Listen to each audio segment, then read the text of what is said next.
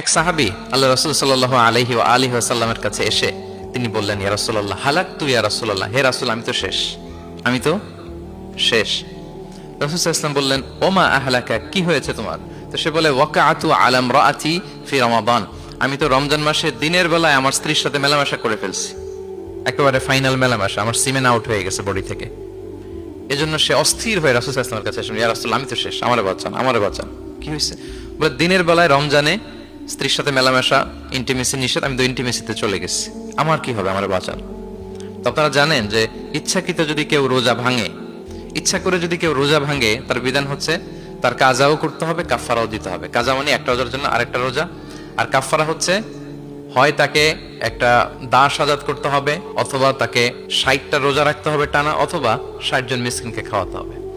তো সে যখন এসে বললো, ইয়া রাসূলুল্লাহ আমাকে বাঁচান, কি করবো আমি? রাসূল সাল্লাল্লাহু আলাইহি ওয়াসাল্লাম বলেন, আচ্ছা ঠিক আছে, তুমি এই কাজ করে ফেলছো, তোমার তো পেনাল্টি হয়েছে। তো পেনাল্টি কি? তো বলে যে, রাসূল সাল্লাল্লাহু আলাইহি ওয়াসাল্লাম বলেন যে তুমি একটা দাস আজাদ করে দাও। বলে, ইয়া রাসূলুল্লাহ এই সক্ষমতা আমার নাই, আমি দাস আজাদ করবো কোত্থেকে?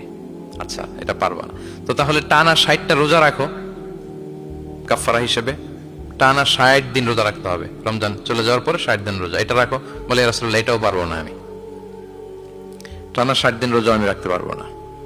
আচ্ছা এটাও যদি না পারো, তাহলে তুমি 60 জন মিসকিনকে খাবার খাইয়ে দাও।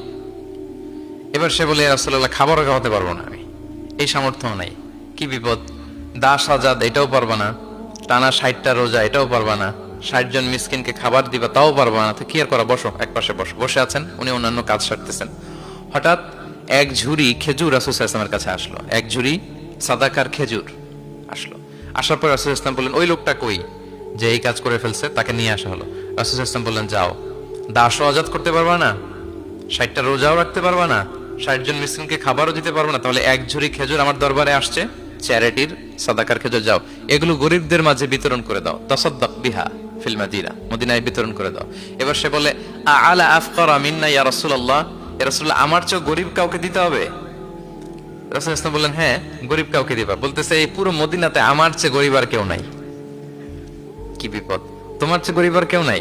বলতেছে, আমি সবচাইতে মদিনায় গরিব। বলতেছে, তাহলে কি আর করবো, যাও তুমিই খাও, নিয়ে যাও বাসায়, তুমি আর তোমার ফ্যামিলির সবাই মিলে এটা খাও।